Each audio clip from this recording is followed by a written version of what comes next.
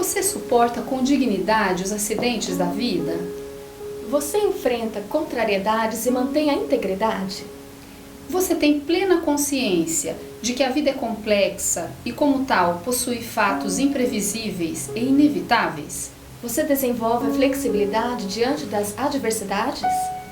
Você culpa os outros pelas derrotas ou faz uso delas para expandir a sua maturidade? Você transforma o caos em oportunidade criativa e cresce diante da dor? Esta aula será uma oportunidade para refletirmos sobre estas e outras questões.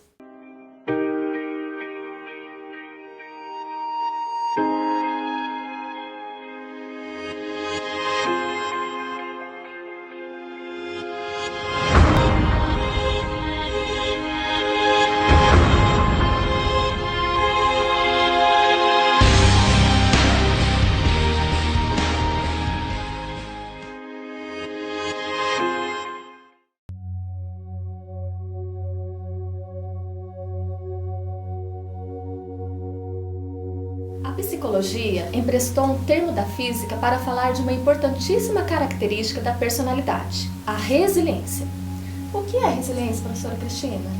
Do ponto de vista da física, resiliência é a capacidade de um material de suportar tensões, pressões, intempéries, adversidades. É a capacidade de se esticar, assumir formas e contornos para manter sua integridade, preservar sua autonomia, manter sua essência.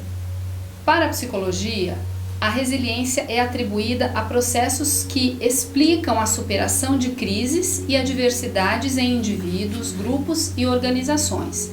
É um conceito relativamente novo no campo da psicologia, que vem sendo debatido com vigor e frequência pela comunidade científica. Certo. Então, em síntese, podemos dizer que a resiliência é uma das ferramentas mais notáveis da inteligência.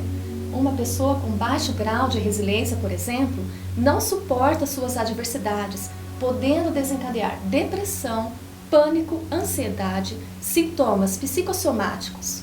Independente da crise, seja ela mais dramática ou não, em todas elas pode-se aplicar a ferramenta da resiliência, que por sua vez está estreitamente ligada à ferramenta do eu, como gestor da emoção e dos pensamentos. Sim, e está estreitamente ligada também ao fenômeno da psicoadaptação, que tem tudo a ver com a nossa capacidade de suportar a dor, transcender obstáculos, administrar conflitos, contornar entraves, reinventar-se diante das mudanças psicossociais. Você sabe se reinventar? Sabe contornar entraves? Acompanhe parte de uma entrevista que mostra o exemplo de uma pessoa que passou por esse processo. Ela se reinventou. Eu trabalho com a empregabilidade da pessoa com deficiência, sou educadora social, é uma doença dos olhos, congênita, né, no fundo do olho, e não tem respaldo na medicina, e você vai perdendo gradativamente. Há 17 anos eu perdi a visão, então eu tenho uma cegueira adquirida. Os desafios, eles te motivam.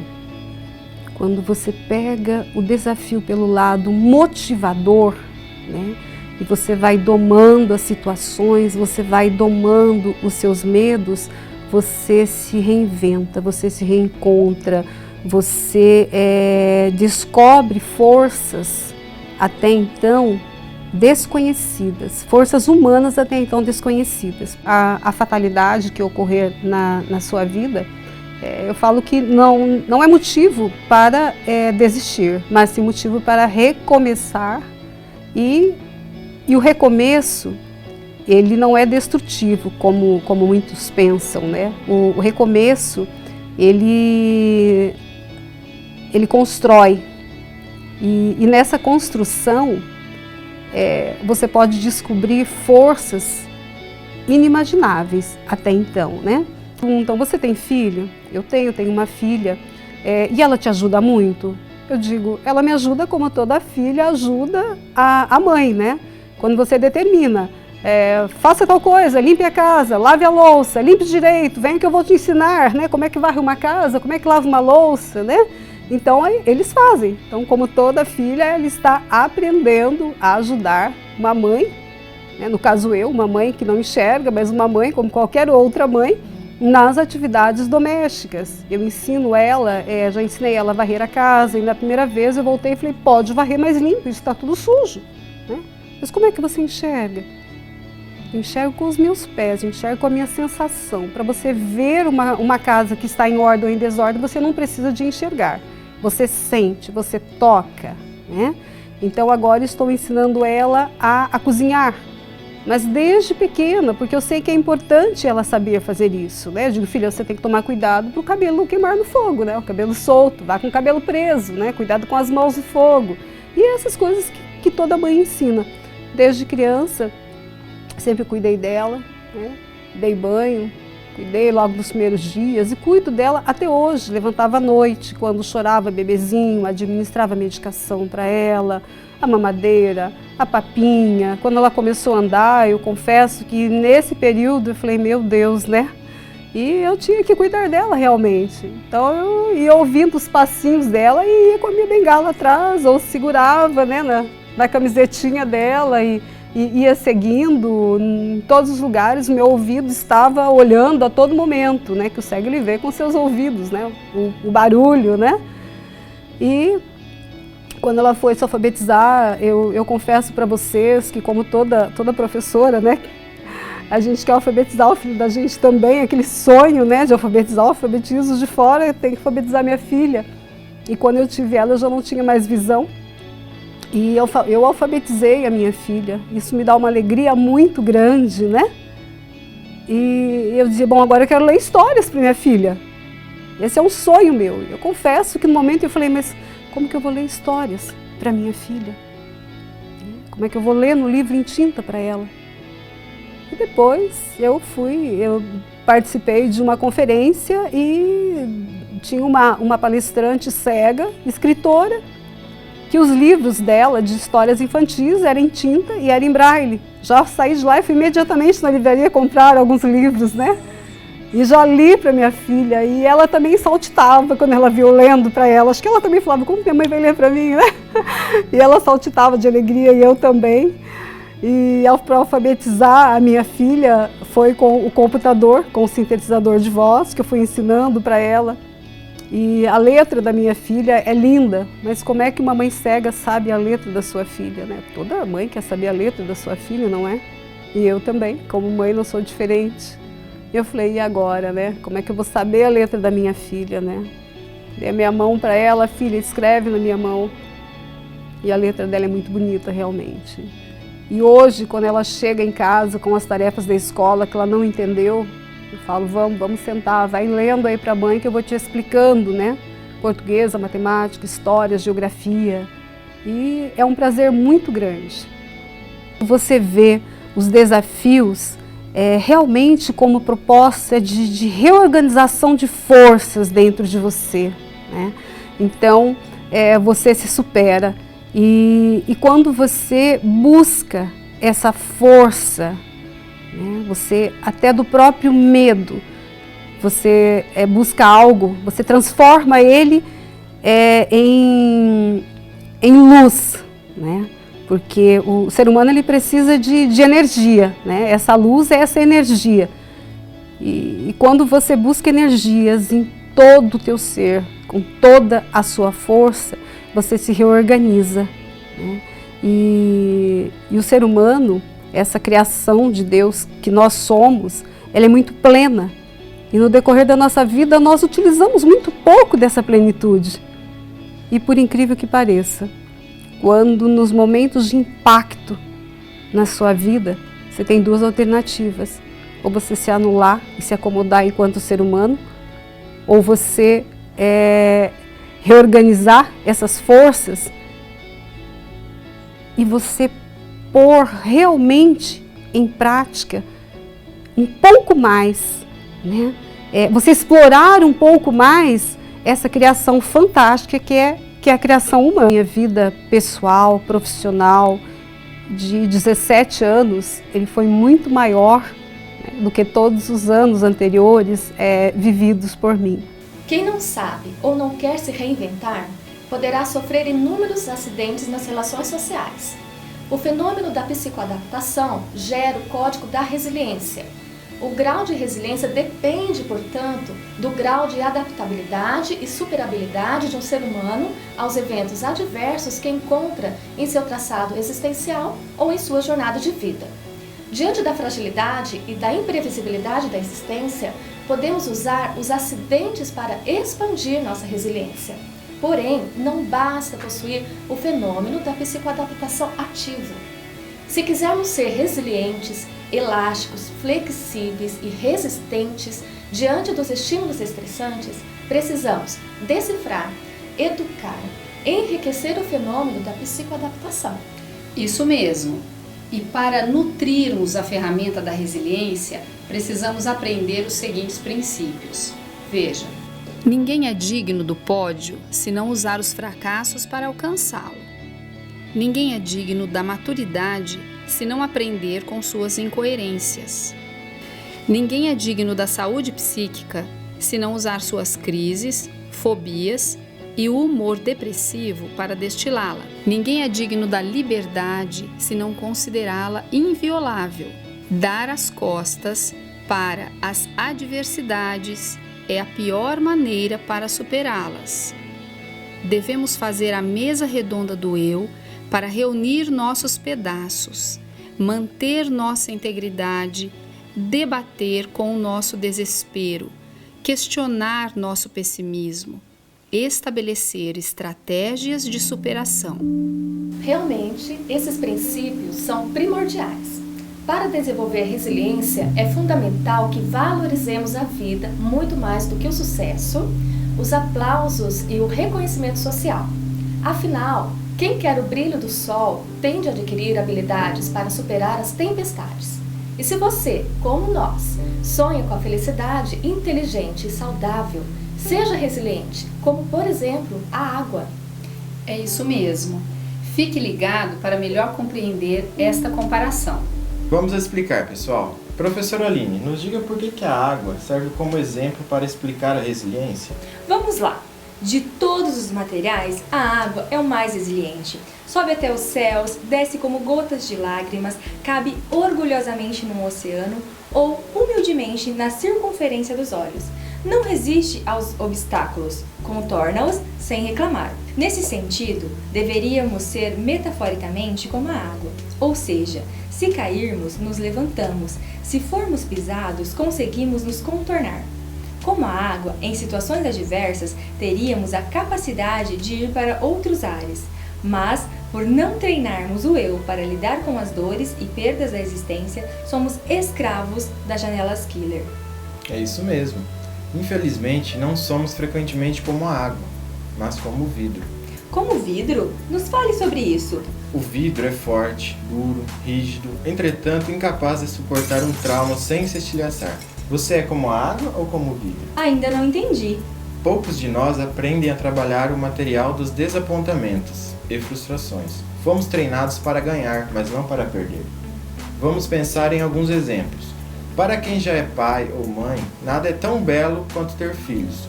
Nada é mais gostoso do que um abraço, um beijo ou simplesmente ouvir uma frase "eu te amo". Mas o tempo passa e os filhos percorrem outros ares. Ah, entendi. Então é preciso ter resiliência para vê-los partir. Às vezes, os filhos não vão, ficam, mas deixam de ser uma fonte de alegria para os seus pais. Não formaram a personalidade como os pais sonharam. Porém, é necessário deixar os filhos terem suas próprias experiências, frustrarem-se, quebrarem a cara, para que aprendam a adquirir resiliência. Caso contrário, viverão na sombra de seus pais, repetindo erros, fomentando suas fragilidades. Podemos dar o melhor aos nossos filhos, mas não devemos exigir deles que se façam a nossa imagem e semelhança. Superproteger os filhos e compensá-los com bens materiais para aliviar seus conflitos promove o consumismo e destrói a resiliência. Muitos filhos só irão reconhecer a grandeza de seus pais quando os sofrimentos deles diminuírem o seu heroísmo. quando baterem asas de encontro às adversidades, quando decifrarem o código da resiliência. Então, podemos ver que ser resiliente é mesmo fundamental. Vamos citar 2 personalidades que foram exemplos de resiliência? Vamos lá. O filósofo Sócrates foi condenado a beber cicuta, a morrer envenenado pelo incômodo que seus pensamentos causaram na elite governante. Seus jovens discípulos, em meio a lágrimas e dor, suplicavam que reconsiderasse sua postura e suas ideias, mas ele lhes deu um choque de resiliência, dizendo que preferia ser fiel às suas ideias a ter uma dívida impagável com sua própria consciência. A resiliência, sem que ele soubesse, percorria as artérias da sua personalidade. Outro exemplo é o de Giordano Bruno, filósofo italiano que andou errante por muitos países, procurando uma universidade para expor suas ideias. Foi banido, excluído, taxado de louco. Sem ninguém para ouvi-lo, procurava em seu próprio mundo aconchego para superar sua solidão. Experimentou diversos tipos de perseguição, culminando na sua morte, mas não desistiu de seu projeto de vida. Quem desenvolve resiliência adocica a vida mesmo que ela lhe tenha sido amarga, torna-se generoso mesmo que tenha sido excluído, contempla o belo ainda que não tenha tido motivos para ser feliz, julga menos e se entrega mais. A resiliência é uma das ferramentas da inteligência existencial. Mas o que é mesmo inteligência existencial? É a inteligência que busca os mistérios da vida, os segredos da existência, um sentido mais profundo para a jornada do Homo sapiens enquanto ser humano. É a inteligência que conquista contornos emocionais tão profundos que ultrapassa os limites do instinto de sobrevivência e nos leva a pensar no outro, na sociedade, na humanidade. É a inteligência que rompe o cárcere do individualismo, do egocentrismo e de todos os feudos que nos fazem gravitar na órbita de nós mesmos.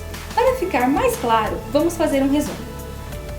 Inteligência existencial é ter consciência de que a vida é uma grande pergunta em busca de uma grande resposta. Procurar o sentido da vida e não reagir em função apenas da sobrevivência. Investigar respostas às perguntas que animam a ciência e a filosofia. Quem somos, o que somos, pelo que vale a pena lutar, existir, respirar. Procurar, independentemente da religião e de acordo com a nossa cultura, os mistérios da vida. Ter consciência de que a vida é bela e breve, como gotas de orvalho que por instantes aparecem e logo se dissipam. Descobrir esperança na desolação, coragem nas perdas, sabedoria no caos. Mas por que o programa FreeMind traz a inteligência existencial como uma de suas ferramentas? Boa pergunta. Então, que tal seguirmos adiante para aprendermos mais? A resposta para essa pergunta está em todo o programa. Desde os primórdios da vida, o ser humano procura as origens da existência e uma missão existencial. Até as empresas procuram uma missão como razão de ser, não é mesmo? Até os mais ardentes ateus procuram ansiosamente respostas para tentar abrandar o grito inquietante das cálidas perguntas. Quem somos? O que somos? Pelo que vale a pena existir? Destruir essa insaciável busca é destruir a essência humana. A busca do sentido existencial e do autor da existência nunca se dissipou do teatro psíquico e social. A inteligência existencial independe de religião. Se feita com inteligência, traz paz, cooperação, estimula o amor e a solidariedade. Mas se controlada pelo radicalismo, produz a exclusão social, o individualismo, gera angústia, agressividade e ódio. Vivemos em tempos difíceis, regados da síndrome do pensamento acelerado e da síndrome do circuito fechado da memória. Uma criança de 7 anos, por exemplo, tem mais informações hoje do que tinha o imperador romano quando governava o mundo. Nunca tivemos tantas informações desorganizadas, saturando e estressando o cérebro. Mas todo sistema social, por mais eficiente que seja em valorizar o status, a beleza física e o prazer, não consegue saciar o espírito humano. É preciso mais para aliviar as nossas inquietações existenciais. Quando a inteligência existencial não é irrigada, alguns partem para o consumismo, para o uso de drogas, ou ainda desenvolvem doenças emocionais, comportamento autopunitivo, agressividade, pessimismo existencial, necessidade neurótica de isolamento ou de ser o centro das atenções sociais. Parece-nos então que é preciso compreendermos um pouco mais sobre os mistérios da vida. É verdade. Será que podemos dizer que ontem e hoje nós somos os mesmos? Somos os mesmos em nossa essência, ontem e hoje. Os mistérios da vida, a morte, a continuidade da existência, questões tão antigas e tão modernas. Não temos respostas científicas para elas e provavelmente nunca as teremos. Cada resposta será o começo de inúmeras perguntas. Somos todos meninos brincando no teatro do tempo, acreditando que sabemos muito, mas no fundo não sabemos quase nada do essencial, porque o ser humano nunca deixou de ter uma religião. Eis a resposta, ou pelo menos uma delas. A consciência existencial como fruto mais excelente do processo de construção de pensamentos. Não pensa na morte como um ponto final, mas como uma vírgula, para que o texto de alguma forma continue a ser escrito na eternidade. Ou seja, a consciência existencial jamais atinge pelo pensamento a inexistência, o nada, o fim, a morte. Assim, todo pensamento sobre a morte é uma homenagem à vida, pois só a vida é capaz de pensar. Charles Darwin, quando estava às portas da morte, em meio a náuseas, vômitos e muitas angústias, clamava: Deus meu, Deus meu! O eu rejeita o caos final, o nada em si, o vazio existencial. E tal rejeição é iluminadora. Não apenas acontece no palco da mente humana, mas no teatro biológico. Há dezenas de trilhões de células no corpo humano e nenhuma delas está programada para morrer. Diante do risco da morte, poderosos mecanismos biológicos entram em ação para a luta ou fuga, a fim de preservar a qualquer custo a vida. Mas fica uma pergunta: o que esta fuga representa para a preservação da vida? Muito bem, parece mesmo que por mais que o ser humano tente fugir da vida, é a vida que ele busca. Como podemos entender melhor este paradoxo? A fuga do fenômeno do fim da existência está impregnada diretamente em quase todos os campos da atividade humana. O sistema policial, a medicina, a enfermagem, a coleta de lixo, o tratamento da água, o sistema de vacinação, a tecnologia de preservação dos alimentos, a tecnologia de segurança dos carros tem ligação estreita com a preservação da vida. A morte é um fenômeno tão inquietante para a vida que está presente intrinsecamente na indústria de lazer, na pintura, na escultura, na literatura, em particular na ficção. Esse fenômeno frequentemente tem destaque central. Hollywood não existiria sem o fenômeno da morte e da fragilidade da vida humana, retratados nos filmes de guerra, policiais, de terror, de ficção científica e de aventura. Por que o fenômeno da morte é tão relevante? Porque a vida é imprescindível, inalienável e indescritível. A vida é o fenômeno dos fenômenos, o princípio dos princípios, o começo e o fim de tudo. Defina a vida. Ela é indefinível. Ela está além da dor, das mazelas, das crises, dos acertos, dos aplausos, da notoriedade. Milhões de livros com bilhões de informações apenas arranham o significado da existência. Reciclando alguns conceitos psiquiátricos e psicológicos, todos querem fugir da morte, mesmo quando pensam em morrer. Até as ideias suicidas são, inconscientemente, um aplauso à vida. Quando se pensa na morte, no fundo, o que se deseja é extinguir a dor, o sofrimento, e não a vida. Mesmo quando aceitamos a morte, na realidade, estamos rendendo homenagem à vida.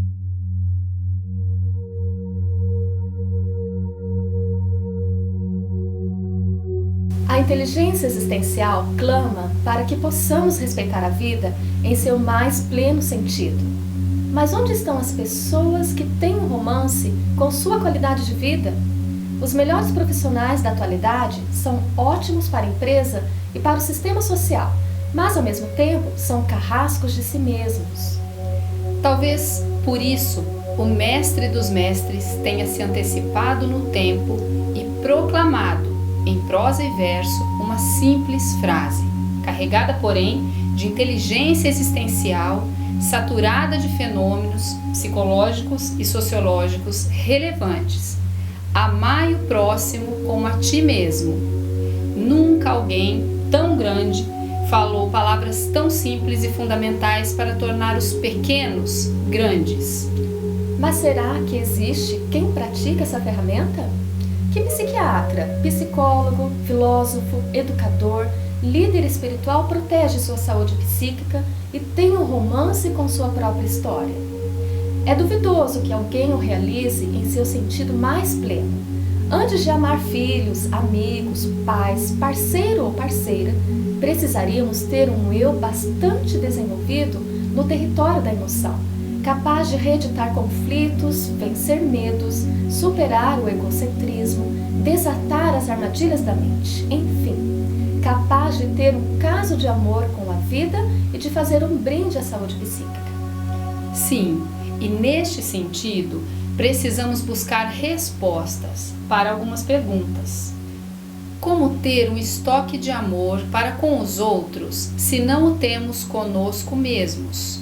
Como valorizar a vida se nos tornamos máquinas de trabalhar, de atividades e de pensar?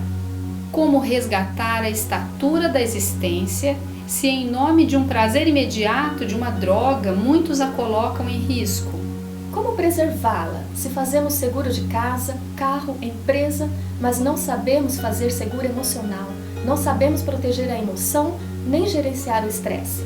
Como equilibrá-la se sofremos por antecipação, se fazemos o velório dos fatos antes do tempo? Como cuidar dela carinhosamente se não sabemos esquadrinhar os fantasmas que assombram nossas mentes? Como deixá-la respirar se esgotamos seu oxigênio com a necessidade neurótica de poder, de evidência social, de estar sempre certo, de controlar os outros? Neste clima de reflexão, vamos apresentar o exemplo-chave citado por Augusto Cury em várias de suas obras.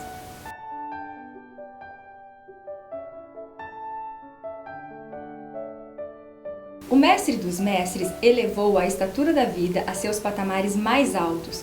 Para ele, o ser humano que erra era mais importante que seus erros. Para o carpinteiro da existência, a profissão, o estado social, a condição financeira, o poder político eram periféricos. A vida era o centro.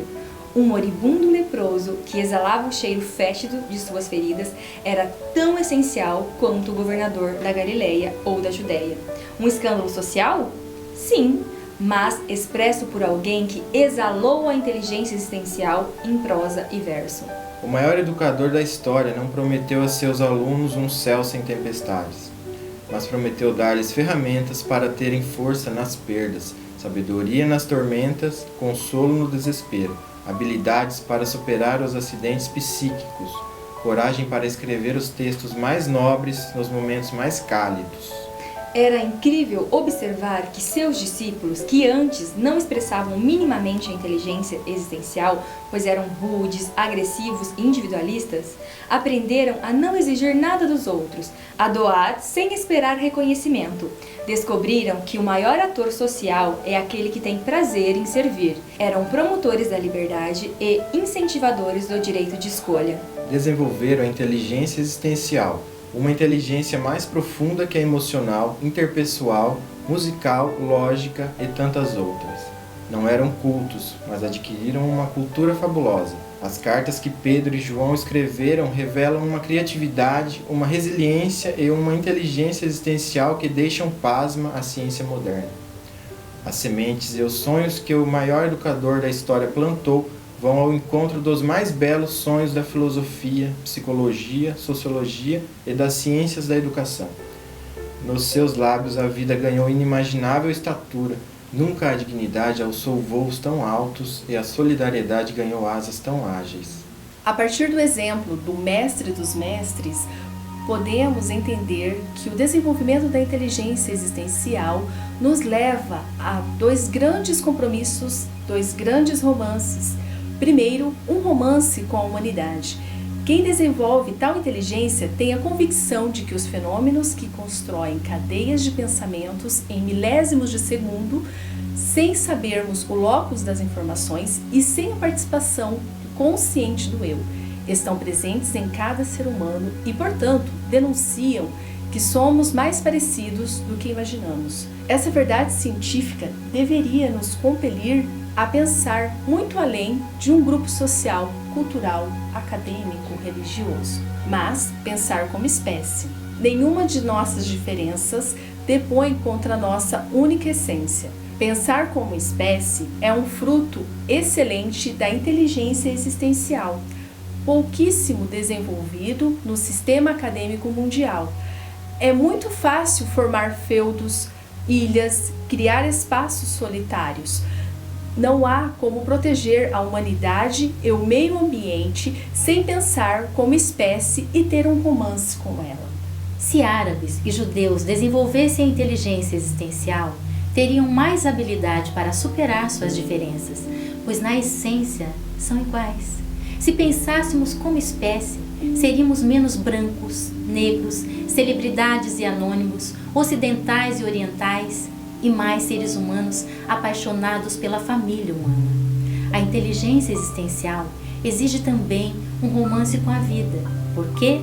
Porque a vida é belíssima e extremamente breve, como gotas de orvalho que por instantes aparecem e logo se dissipam aos primeiros raios solares do tempo. Somos fagulhas vivas que cintilam durante poucos anos no cenário da existência e depois se apagam tão misteriosamente quanto acenderam. Nada é tão fantástico como a vida, mas nada é tão efêmero e fugaz quanto ela. No fim deste programa, queremos perguntar a você: que história está escrevendo? Que história quer escrever? Que legado quer deixar? Se viver é uma experiência única, indescritível, inimaginável, extraordinária, complexa, saturada de mistérios e ao mesmo tempo regada à fragilidade, deveríamos nesta curta trajetória existencial procurar os mais belos sonhos, projetos de vida, aspirações. Pelo que vale a pena viver? Quais sonhos nos controlam? Que metas assediam nosso eu? Você deseja desenvolver uma mente livre, uma emoção saudável, relações saudáveis, sabedoria? Como alguém cansado e ofegante faz quando procura o leito ofegante? O ar deveria ser a meta mais nobre de quem quer ser autor da própria história. Isso sempre foi um dos meus focos, né? Acho que o ser humano ele tem que ter persistência, ele tem que ter foco na vida. Tinha 2 opções, né? Ou seguir em frente ou permanecer naquele estado de inércia, me conformando com a situação da cegueira. Os obstáculos, eles existem na nossa vida para ser transpostos por nós.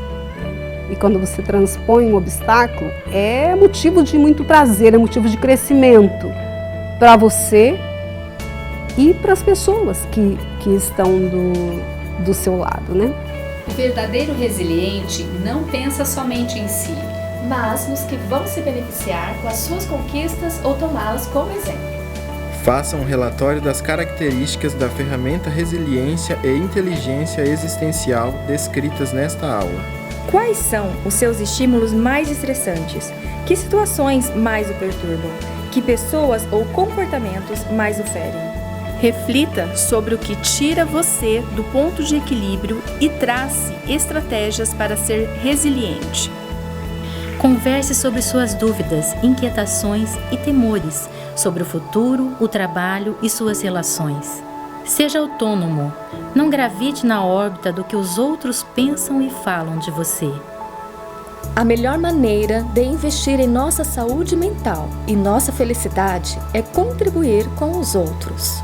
Pense como espécie e tenha um caso de amor com a sua sociedade.